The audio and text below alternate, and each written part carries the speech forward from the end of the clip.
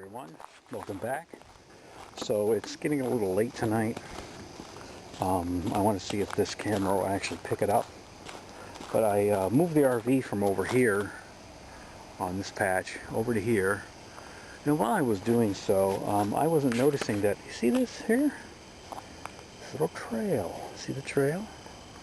It goes off there, and I backed to a little bit here. I backed it out of here. So as you can see here, I backed it out of here. And as I backed it out of here, you can see this little trail here. See this trail? As I gassed it, really goosed it, and backed it up, backed it up, backed it up. Did this, follows along.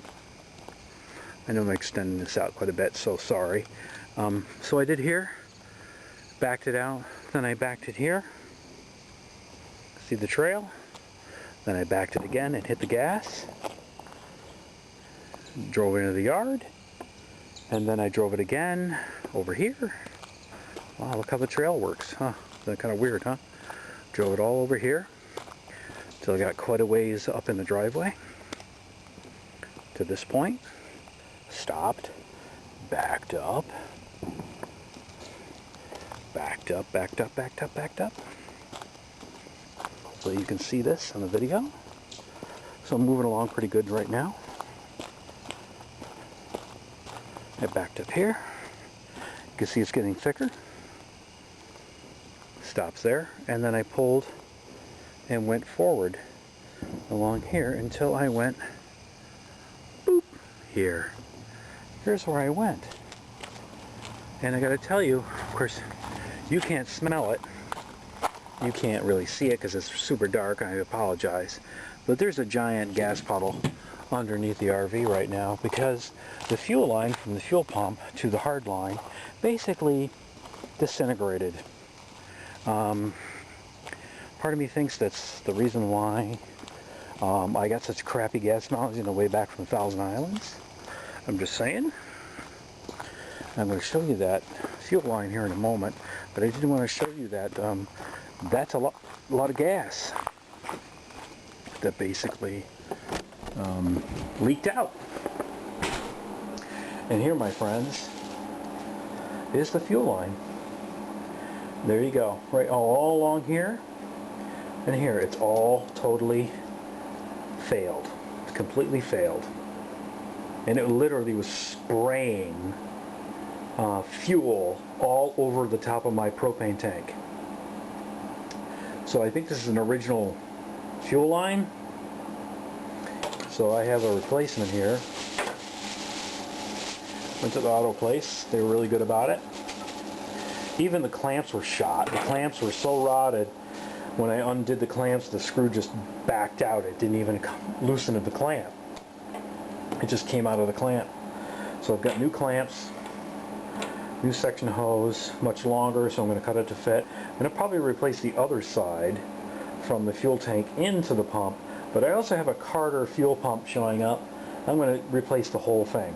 Fuel pump, fuel lines, everything. Because the old fuel pump is pretty rotted. And I'll show you a video of that here in a moment when we go to replace them both. Well, I've gotten the order in from the parts place. And I've gotten my Carter fuel pump, which is more like this one here. Not this one here. That's a mechanical fuel pump like we got on the Chevy. This is a electrical fuel pump which is on the RV. And luckily within my service manual of my RV, which I keep with me, a little binder, and what I've got here towards the back is the original kind of diagram for the, and you can see my shadow here a little bit, so forgive me if it's lighting's not perfect. But there is a nice little diagram here provided by Tiffin Motorhomes. The previous owner wrote, located behind propane tank. No joke, because that's one of the lines here. There's the, from the fuel tank. This line right here was blowing gasoline all over my propane tank. So I just love that. And that's why we are replacing this piece, which blew up, with a new piece, which is new pieces that are here. I've got some spare, I've got some other stuff I found in the garage, so I may wind up replacing more of this and also replacing the fuel filter because I cannot remember when this was replaced. So I've got a fuel filter for this, so I'm going to replace that as well. Hopefully it won't be too much of a pain. It is a little bit of close quarters because the propane tank literally is in front of this, in between the frame rail of the RV. So I got to set up a couple lights. I got to spray a whole bunch of bug spray because there's a ton of mosquitoes. Not having a fun time with that. But anyways, this is the, it comes with the bracket, which is kind of nice. Nice bracket there, zinc plated bracket. And just first time opening this up here. So there is the actual, I'm trying to do this one-handed, so forgive me. So there is the pump. There's the pump itself. You can see there's some mounting points up here. I probably could put some washers on this, like, you know, vibration dampers. There's a little bit of oil on it, that's for sure. I'm getting oil on my fingers from handling this. But there is the unit itself, nice and clean. Great here. Got the electrical contacts below, and it's pretty much the same appearance as the one I've got, except obviously new. So we've got that, and then the nice thing about this kit is it does come with a lot of the electrical connectors, the flanges for the hoses, the nipples, they go connect in here. So they've got all those parts here, the bolts that they connected to the frame, the little isolation dampers you can see here, see these little guys here, so that's nice, because mine definitely vibrates quite a bit when it's running. You can hear it definitely when it kicks in. And gonna patch in these new wiring connectors, get all that done here, and you know, just try to do a nice thorough job on this particular install. So I'm going to put those parts back in there along with this pump. And next stop, uninstallation of the old pump and installation of the new pump. What I've got here, starting off, what I'm doing is doing some pre-assembly of the pump before I put it into the RV. So what I've got here are these little isolation dampers, and the pump itself is going to, basically the bracket on the frame is going to be here. These slide in here, and these isolation dampers fit in through these holes, and then I can use the washer and the lock nut and the regular nut to kind of hold everything down. So what I'm doing now is I'm trying to fit these in, and I'm going to reach across the camera, which I shouldn't do, but whatever. So you got to get these, like this thin side I believe goes up because the shaft here is longer. So I have to put them, I know which holes are going to go in because they're these three. So it's these two. So I got to try to fit this in, you got to try to work it into the hole, and obviously it's way bigger than the hole, so you have to kind of start it off, pull part of it through, start working it through, and I find it easier to use a screwdriver and basically kind of start working it through without jabbing myself, hopefully.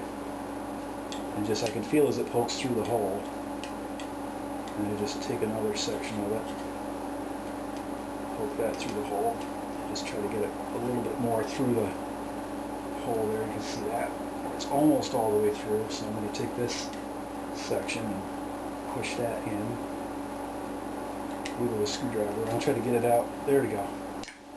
So it's kind of distorted, but once you flick the corners, you can get that isolation damper in place.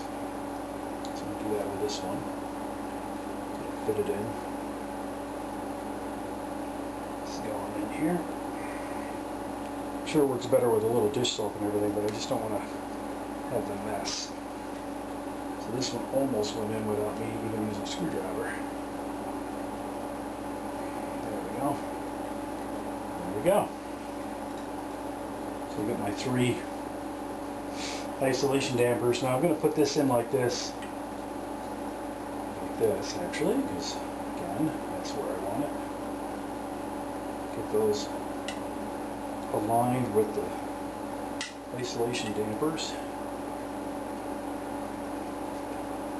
Makes sense there. There we go. Just like that. And then you take a big washer so it doesn't push through. I'm taking a lock washer, and I'm taking a nut. And I'm going to tighten it down with my hand, and then I'm just going to work my way across these other two guys. Lock washer, lock washer, like so.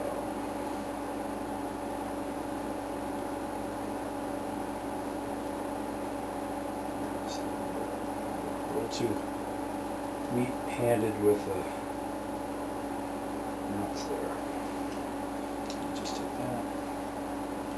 And there's a stop on this, so it's not going to go much further on the post. So just tighten it down so it's snug. Couple of turns. Good. So now it's mounted, hopefully on a fairly isolated system, so when this is working it's not going to vibrate through the whole frame. So what I'm going to do with the old one is there's a couple of bolts here. I'm hoping that with a crescent wrench or an offset wrench I'm going to be able to take those old bolts off of the old bracket on the existing fuel pump. And I'm going to basically pre-assemble all this, so all I have to do is basically unbolt the old one, bolt this one on with the same bolts, or use the replacement ones I've got here, hopefully if the size is right. Get that mounted in with the lock washers. Replace the contacts with these contacts here. As you can see, this is pretty snug. They go on, but they go on pretty tight. And then just reclamp everything together. Okay. So I've taken the pump out of the RV. I didn't do a video of it just because it was such close quarters. Not too bad for working yourself, but trying to get a camera and set it up, get some lighting in there, set it up, and just deal with it. I took a couple of LED, you know, those 12 LED flashlight pods, put them under there, and it was just a couple of these 1/2-inch bolts that were holding onto the bracket. So these brackets are identical for the most part. This is obviously the old fuel pump, and there's still some gas leaking out of it. I'll have to wipe that up here. Put a cloth under here, get that situated. Obviously some fuel in it. As you see here, it's kind of flopping around, and it's flopping around because one of the isolation dampers the lock nut on it, and I have it set up exactly the same way: the washer, the lock washer, and then the nut. And this one came off because I noticed that this thing was like vibrating like crazy when it was working, even more than I thought it would be for a normal fuel pump. So it's pretty much the same fuel pump. I mean, if you look at it and you compare the two, other than this nipple being different, a bit much shorter nipple as I suck gasoline out of it. This one here is the same. Contacts are the same. I don't know if it says positive and negative here. That's something to be cognizant of. Yep, same. It's still the same, so that's good. So this is going to go to my supply wiring. I'm going to take that new nut and some electrical tape and get that secured. This I'm going to redo the ground only because, and now I'm going to look for the ground because I just had the wire here. Oh, here it is. So this is the old one, not in bad shape, and it's, you know, not fatigued in any way, but I mean, you can see what they did here. It's kind of just crushed in there, and this is really corroded. So what I'm going to do is I'm going to use the new bolts for this. I'm going to pull them out of the bag. So I'm going to grab them now. Oh my God. So I'm going to grab all that hardware that I need out of here, which is out of the retrofit kit. So this and this. There's no lock washers for it. There's this little tiny nut for this one, so I'll just put that on there for now. Everything else in here, and there's like a third one too if you want to put a third one on, but I don't need it. It's cool that it came with a third one, I'm assuming, depending on the mounting procedure. It might have put isolation dampers on there and then put these through. I noticed there's one diagram that shows that in here. Maybe it says there's like an optional, yeah, here, optional quiet pack.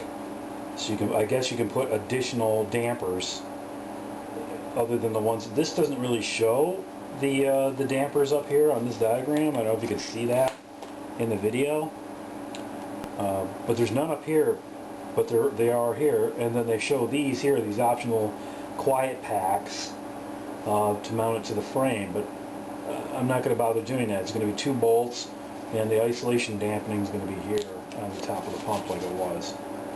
So that's what I'm going to do. Next thing you're going to see is it's going to be this setup installed in place of this. So I need to put this on, screw back on the bolts. It shouldn't be a huge deal. And we should be good to go. I'm going to put the new ground obviously through one of these and hook that up and do it that way. And like I said, we're going to see in a second. Going to get this whole setup in and get her set up, get her turned on with the key, check for leaks. If there's no leaks and this starts filling up about halfway, which is about what it should do, and we're going to take it for a little test drive and see if there's any performance differences. I would know, don't know if you're going to know based on just watching the video, but I'm going to check it out and see maybe if there's some improvement in the overall acceleration and performance based on the fact that there was a huge hole here in this line. We're up inside the basically there's a shield right here between the rest of the frame where the drive shaft is and the muffler is. That's the fuel tank right here with all the foam on it. This is the wiring, the yellow wire for the supply voltage for the fuel pump. Excuse me. That is the, excuse my hand, but I'm trying to do it without the shadow. That is the line from the fuel tank. This is the line going to the generator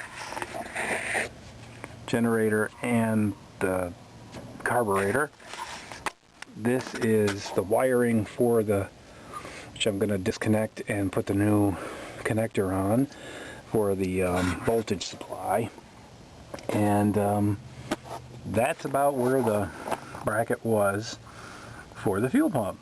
So in a minute here I'm going to get this installed because I don't really have a way to mount the camera anywhere for you to see this going in, and I need both hands, so stay tuned. The whole system is in. Had to change this line to a larger diameter line because this fuel line was much bigger going to the engine and to the generator, so I had to put a 7/16 line and new clamps on it here.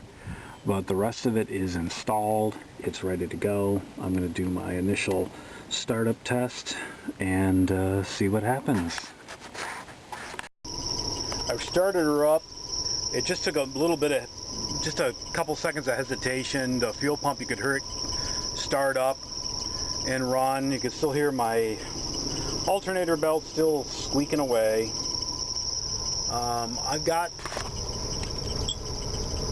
about 20 pounds of pressure, which is 20 and a half, which is, wow, pretty good compared to. About 850 RPM. But what I'm noticing, and I don't know if it's just me or I'm just hopeful or whatever, but when I hit the gas pedal, the engine definitely revs a little different than what it used to. So I'm gonna run it. I'm gonna keep it on here, just so you can see it. I'm gonna get to the, I'm gonna do this here, and keep it on the tachometer and the vacuum gauge, but we'll see what it does.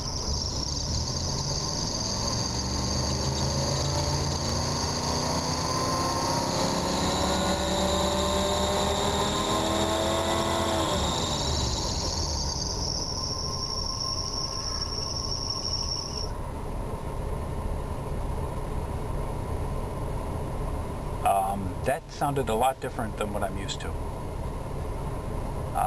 That did not sound like that before. So I'm going to go under and check for leaks.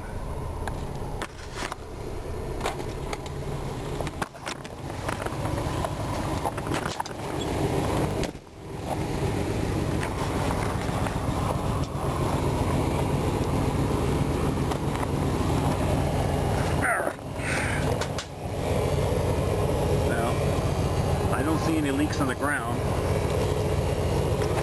at all. Definitely could hear a difference in that fuel pump. Let's get under here.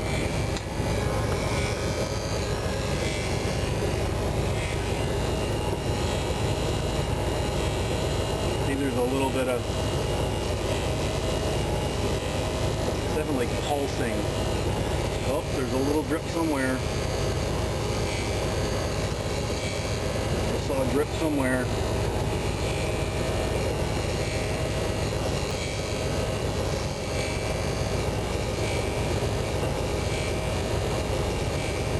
Like a drip on the pump somewhere. Oh man, I hope the pump's not bad.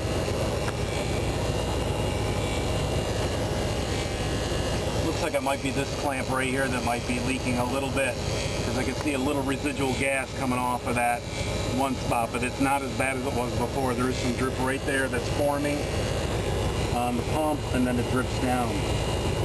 So I may have to swap out that clamp, but that's not a huge deal. He's running pretty good. I'm going to take her out for a test drive.